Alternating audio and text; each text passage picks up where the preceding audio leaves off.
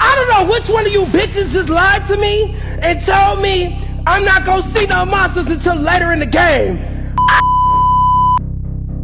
On TikTok, Winter Nicole Straw was a young mother who seemed to have it all. Smiles, laughter, and a boyfriend she proudly called couple goals. To her thousands of viewers, their relationship looked perfect. But behind the trending videos and carefully crafted moments, a very different story was unfolding. In March of 2023, Winter was found shot multiple times outside her Columbia, South Carolina apartment. Her life cut short in a violent confrontation with the same man she had once shown off as her partner. The public saw happiness. The reality was fatal.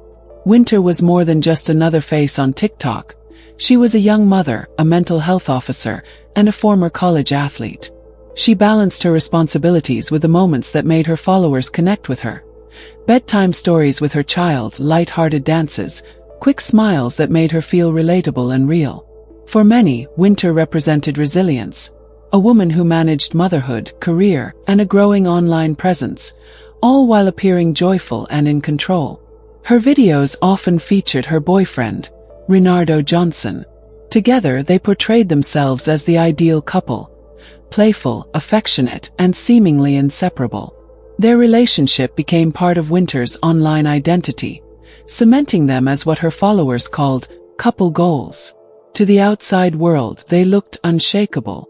But beneath the surface, there were warning signs, subtle shifts that most viewers overlooked. Friends later recalled moments of tension between the two, quiet arguments that never made it into the polished clips online.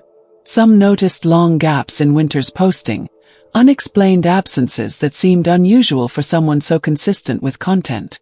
And in private, there were reports of Reynaldo's controlling behavior, patterns of jealousy, anger, and volatility that rarely reached the public eye. The life Winter shared online was carefully curated, but it masked a dangerous reality. The very partner she showcased as loving and dependable was, behind closed doors, a growing threat. Then, almost without warning, everything changed. Winter's online presence, once steady and full of light-hearted updates, suddenly went silent. Followers began asking questions, friends reached out, but there were no new videos, no reassuring replies. Behind the scenes, the relationship she had showcased so proudly was unraveling into something darker. Neighbors later reported hearing raised voices, tension that spilled beyond the walls of their apartment.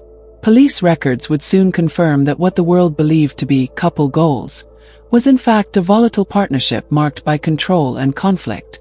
And then, one evening in late March, the unthinkable happened. An ordinary day turned into one of horror, leaving a young mother's life cut short and her community reeling.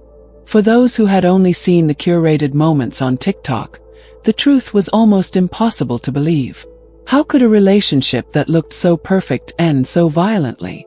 And what exactly happened on that night that left everyone asking the same question? What went wrong? Have you ever scrolled through TikTok or Instagram, seen a couple laughing together and thought, relationship goals?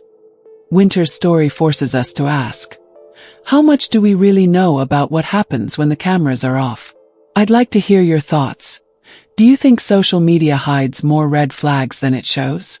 Drop your opinion in the comments below. You're watching Global Crime Venue, where viral fame hides chilling secrets. From TikTok dancers and Instagram couples to rising Facebook personalities, we reveal the dark side of the spotlight. When the perfect posts turn into tragedies, we break down exactly how it all unraveled. These aren't just online stories. They're real cases with real victims. And while you're here, don't forget to subscribe and hit the notification bell so you never miss a new case breakdown. In our next episode, we'll dive into another shocking story of love, control, and a hidden danger that no one saw coming. Here's the untold side of what really happened. Winter Nicole Straw was a 25-year-old woman living in Columbia, South Carolina. She was known both professionally and publicly. Professionally, she worked as a mental health officer at the South Carolina Department of Corrections, assigned to the Broad River Secure Facility. In this role, her responsibilities included monitoring inmates, ensuring mental health protocols were followed, and maintaining security standards. She had obtained this position after completing her education and demonstrating capability in structured, high-stress environments.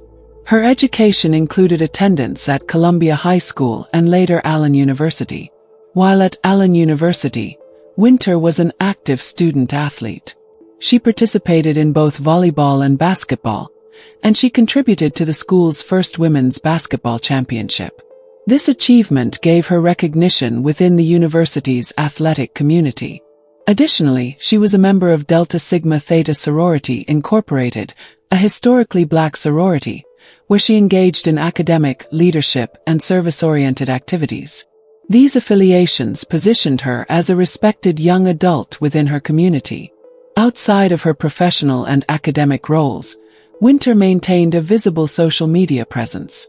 She created and shared content on TikTok, where she built a following by posting videos that featured aspects of her daily life.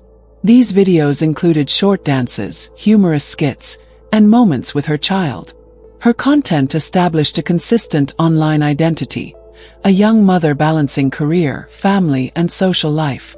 She frequently featured her boyfriend, Renardo Johnson, in these videos. Together, they presented themselves as a couple in a committed relationship. Johnson often appeared supportive, playful, and engaged in the videos, reinforcing the impression of a stable partnership.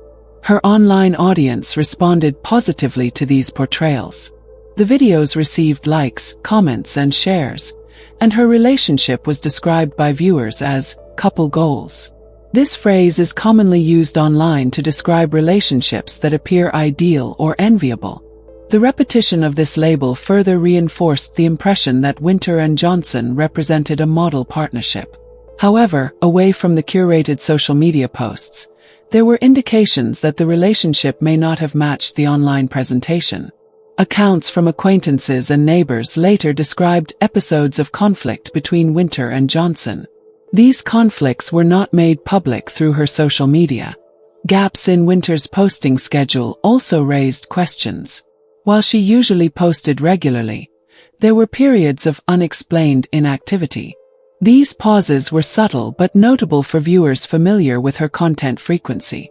Reports gathered after her death documented that Johnson displayed controlling behaviors. These behaviors included possessiveness, verbal arguments, and signs of jealousy. None of these behaviors appeared in their TikTok videos. Instead, the public image remained positive, highlighting affectionate and cooperative interactions. This contrast between public image and private reality would later be identified as a critical factor in understanding how the case developed. The individual identified as the suspect in the death of Winter Nicole Straw was 27-year-old Renardo S. Johnson, a resident of Columbia, South Carolina. He was known to the public primarily through his role as Winter's boyfriend and frequent appearance in her social media content. Beyond that, his own personal life was far less documented, and investigators later assembled his background from available records, witness testimony, and law enforcement sources.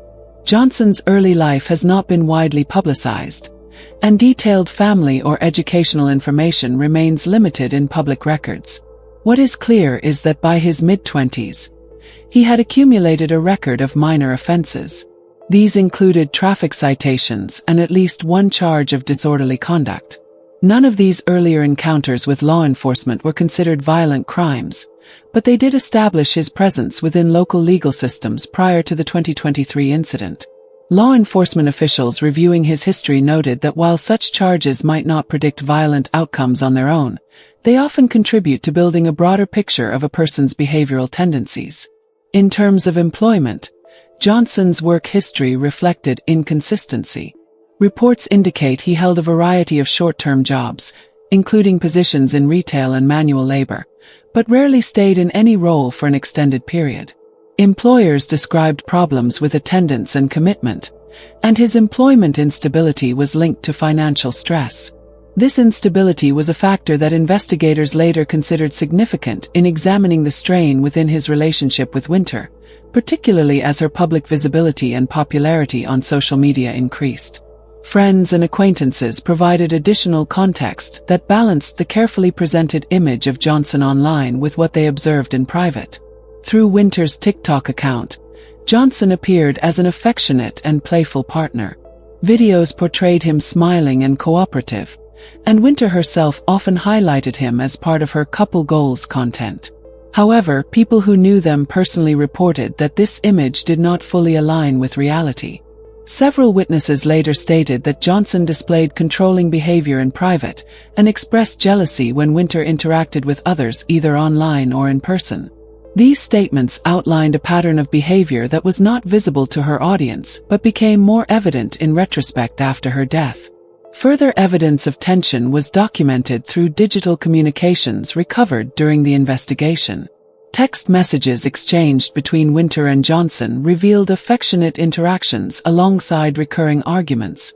A recurring point of dispute involved Winter's activity on social media, her interactions with followers, and the amount of time she dedicated to creating and sharing content. Johnson reportedly expressed frustration about the level of public visibility their relationship was receiving, while Winter continued to post videos that included him. These private disputes contrasted sharply with the image of stability and happiness that their joint appearances seemed to project. On the day of Winter's death, Johnson's actions provided the final confirmation of his role in the case.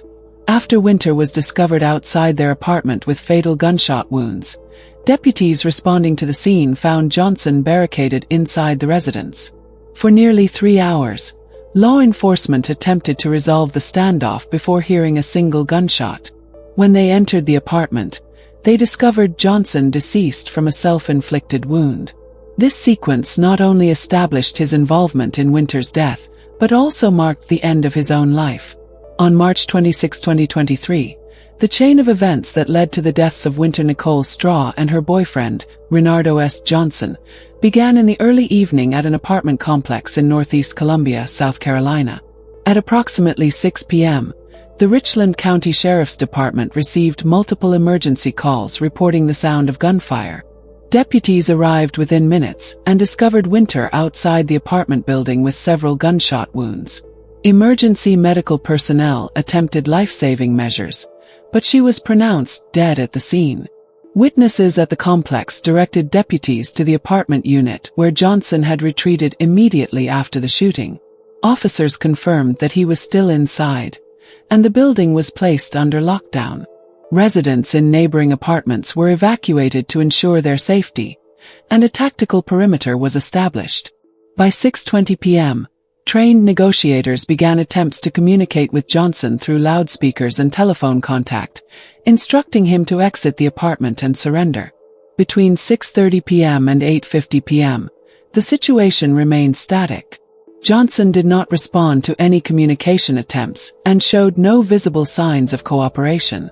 During this time, deputies maintained the perimeter, tactical teams prepared for possible entry, and negotiators repeated instructions in intervals.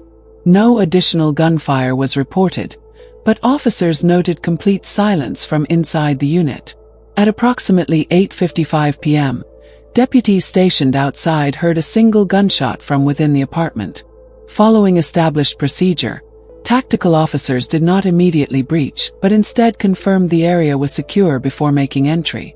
Shortly after 9 p.m., the entry team moved inside the unit, where Johnson was located with a fatal gunshot wound to the upper body. Medical personnel on standby confirmed that he was deceased. Evidence recovered at the scene established the gunshot as self-inflicted. By 9:30 p.m., the Sheriff's Department confirmed the conclusion of the standoff. Detectives began processing the scene, documenting the interior of the apartment and collecting physical evidence, which included shell casings, ballistic material, and personal items belonging to both Johnson and Winter. The exterior scene, where Winter had been found, was also secured for forensic documentation. The finalized timeline reported by investigators documented the sequence as follows. The first 911 calls came in around 6 p.m. Deputies arrived within minutes and found Winter deceased outside. Johnson was confirmed barricaded in the apartment at 6:20 p.m. A standoff lasted more than 2 hours without communication.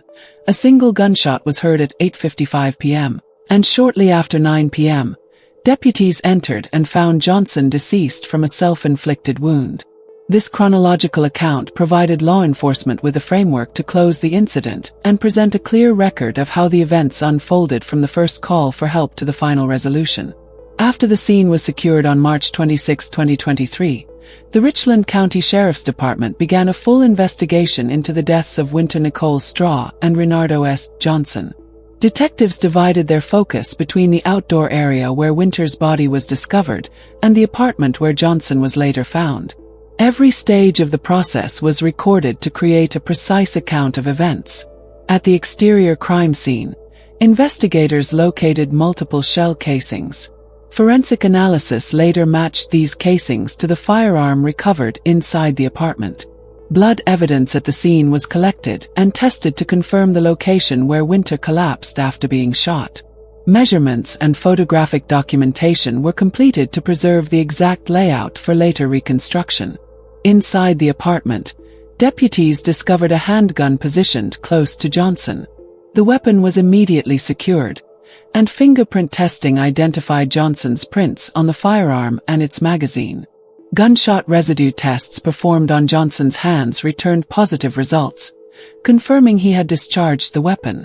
Additional ammunition and personal effects were catalogued as part of the evidence inventory. Detectives pursued digital evidence through warrants for the phones of both Winter and Johnson. The extracted data contained text messages that highlighted repeated disputes about Winter's online activity and Johnson's discomfort with her increasing visibility.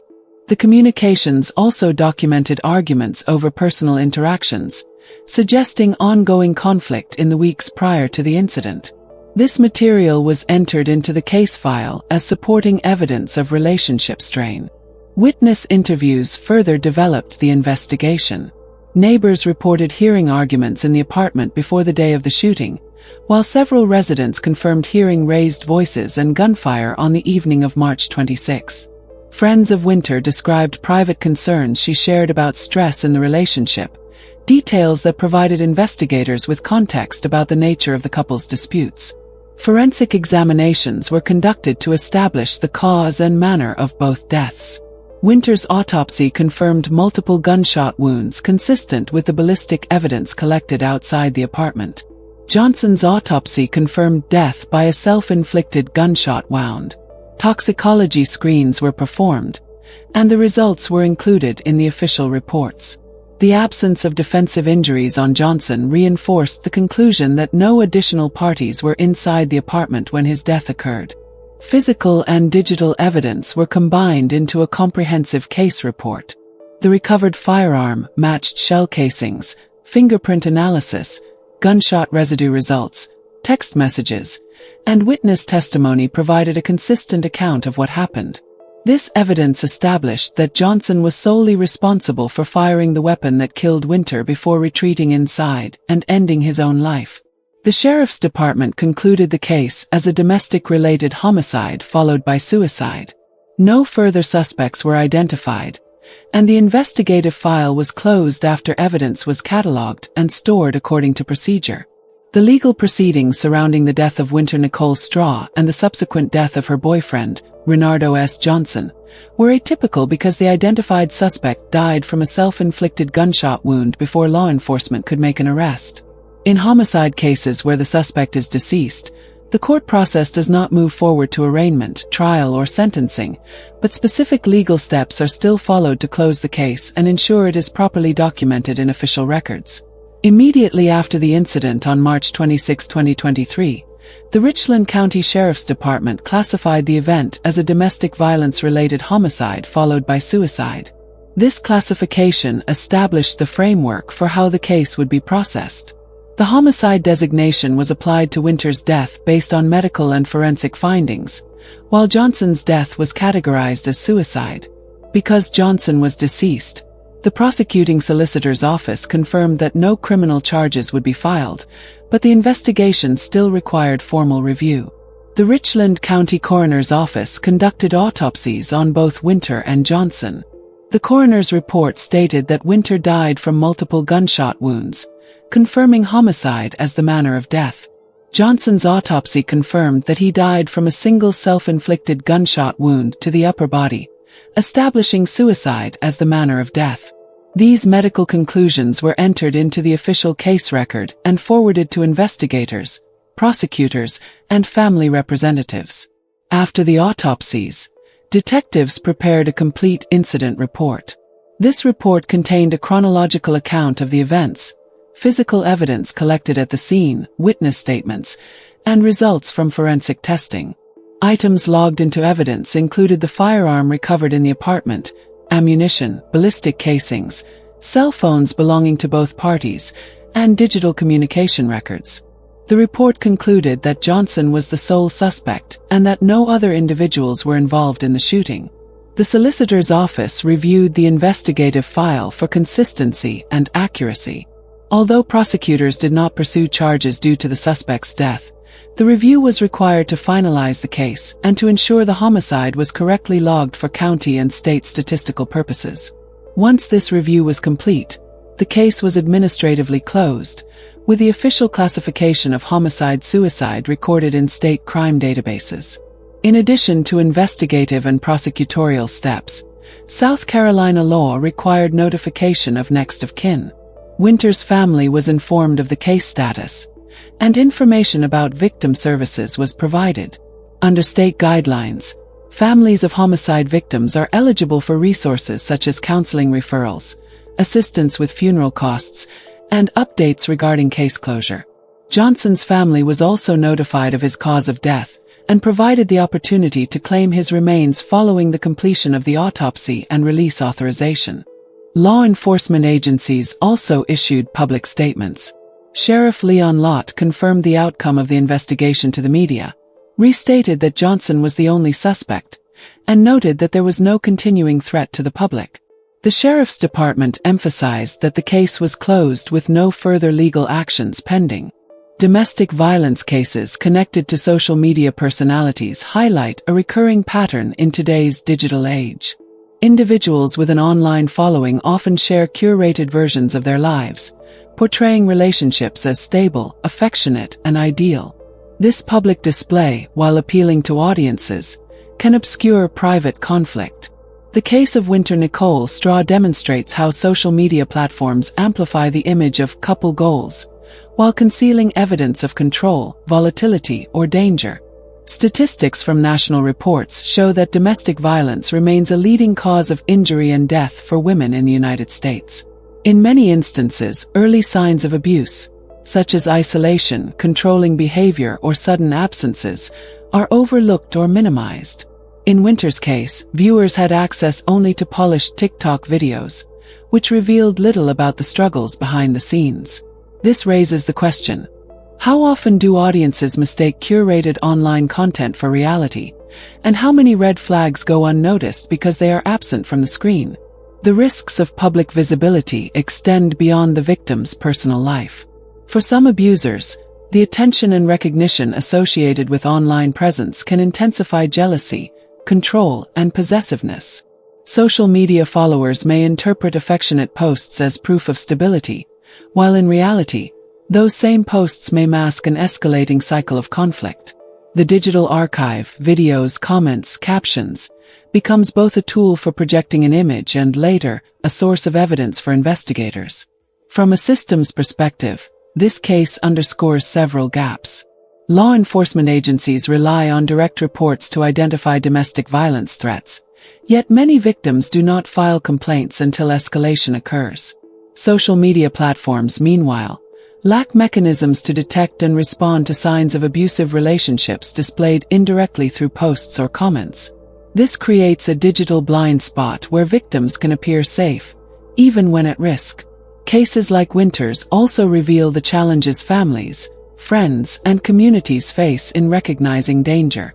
Without visible bruises or explicit pleas for help, warning signs may be reduced to moments of silence, reduced posting frequency, or subtle changes in tone.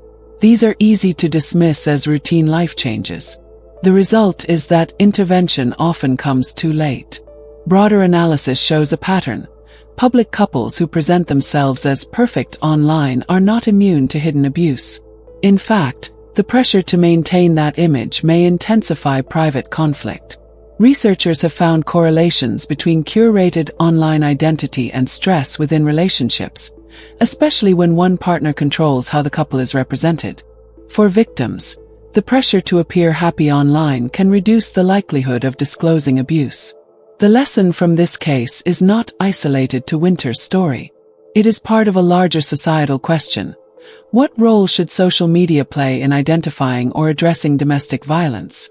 Should platforms develop tools to flag concerning behavior? Should followers treat curated content with more caution? And, most importantly, how can communities recognize the unseen dangers that digital images do not reveal? And that concludes today's case. But remember, this is just one of countless stories the world has yet to uncover. Here on Global Crime Venue, our mission is to uncover the facts, honor the victims who can no longer speak, and make sure their stories are never erased. If what you heard today made you think, know this, more cases are on the way that will shock you, haunt you, and change the way you look at social media and the world around you. Be sure to subscribe, tap the like button, and turn on notifications so you never miss an update. New investigations are released regularly. And trust me, you'll want to be here when the next story breaks. Before you leave, share your thoughts in the comments. What stood out to you most in this case? Your voice keeps these stories alive. Until we meet again, stay cautious, stay informed, and never forget, justice starts with truth. Global Crime Venue, uncovering the stories behind the screen.